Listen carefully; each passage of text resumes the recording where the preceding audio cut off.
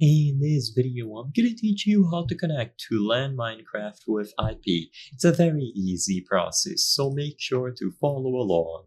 If you are hosting a LAN world or if you want to join one using its IP, then all that you have to do is use the IP of the server that you are connecting to alongside the port. So whenever you open a world to LAN, one of the options is going to be port number. This is important because you need to follow the IP with this port number.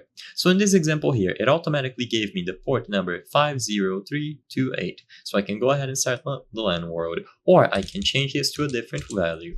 It doesn't really matter. I recommend just leaving it on auto and then noting down the port that is displayed. So once you start the LAN world, whoever is going to be joining needs to go over to multiplayer. And in here, I recommend using a direct connection. They can add the server, but direct connection also works. Then you paste the IP of the person that you are going to be joining, followed by the numbers that you saw previously. So the IP needs to be roughly like this. As long as you are able to follow the IP of the server that you are connecting into with the port number, you will be able to join them. So it's as simple as typing it out exactly like this.